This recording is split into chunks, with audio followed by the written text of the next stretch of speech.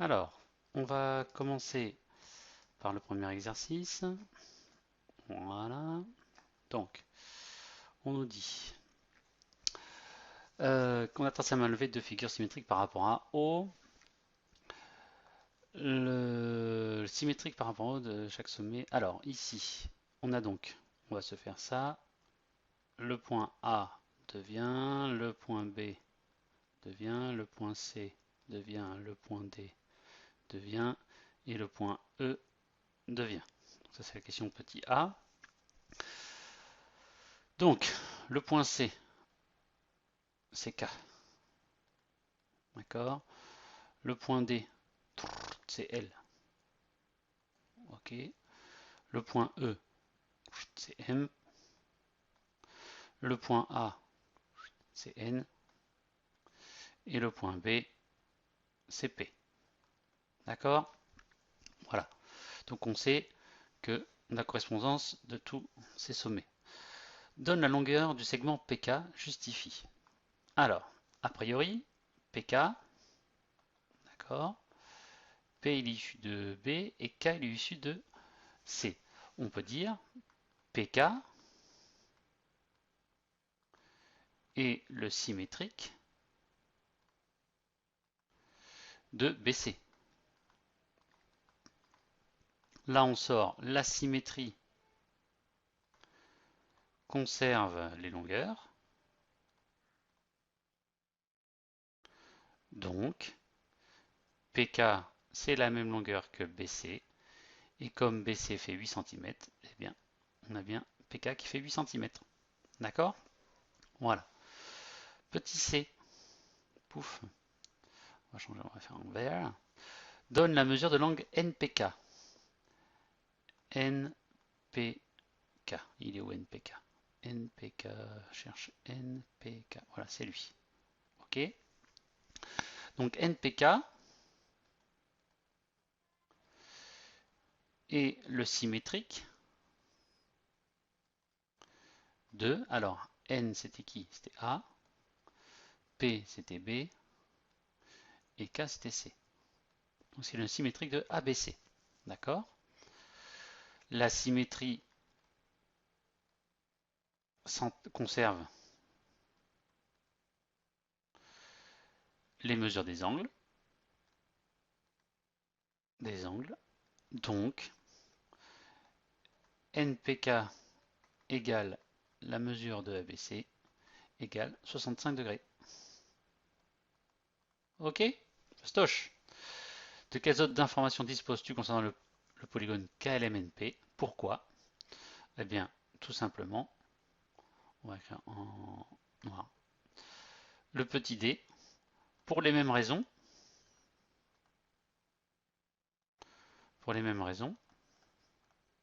Alors, 75 degrés là, on l'a pas utilisé celui-là. C'est en A, c'est-à-dire qu'en N, ici, je vais avoir 75 degrés aussi ici. D'accord? Parce que la symétrie centrale conserve les longueurs, alors je peux dire que PNM égale 75 degrés. Ok? J'ai une autre longueur que je peux utiliser. DE ici, qui fait 5 cm. DE, c'est LM. Hop, donc ici, je peux dire 5 cm. LM égale 5 cm. D'accord? Et voilà, c'est tout bon pour cet exercice-là. Alors, on attaque le suivant, soit ABC un triangle isocèle en A, tel que B égale 3, B égale... Alors, je nous ai fait déjà un petit schéma, ici, que je vais ramener. Hop, on va l'agrandir pour avoir plus clair. Voilà, ok. Donc, on doit construire le triangle ABC, ça c'est bon. Ensuite, je dois construire le symétrique de ABC par rapport à A. D'accord? Donc, on y va, je prends ma règle. Voilà. On fait tourner tout ça. On va faire dans l'autre sens, ça ira mieux. Ok. Voilà, je l'applique. Voilà, nickel. On s'applique, voilà. Allons-y pour prolonger. Voilà. genre, voilà, ça c'est bon. Ok, l'autre. Tac. Ok, hop. Allez, hop. Voilà. Oh, c'est beau. Voilà, j'applique. Bon, ça, je pense que vous êtes tous arrivés. Oui, ça prend un peu de temps, mais j'aime bien. Quelqu'un de pressé ici? Vous pouvez faire avance rapide, hein. Ok. Alors, j'ai ça. Hop. Alors, on peut être un petit peu malin. Pourquoi être malin? Je sais que BC, quand je vais faire son symétrique, d'accord, le segment BC1, je vais trouver quelque chose qui lui est parallèle, d'accord, donc qui sera suivant cette ligne-là, et 2 qui sera la même longueur, c'est-à-dire 3 cm. Moi, l'espacement où j'ai 3 cm et que c'est parallèle, c'est ici, d'accord? Donc, en étant un petit peu malin, je fais ça. Après, je peux reporter les longueurs, hein, c'est juste histoire de montrer que voilà, on peut trouver plein de solutions pour trouver les images. Voilà, 3 d'écart, c'est là.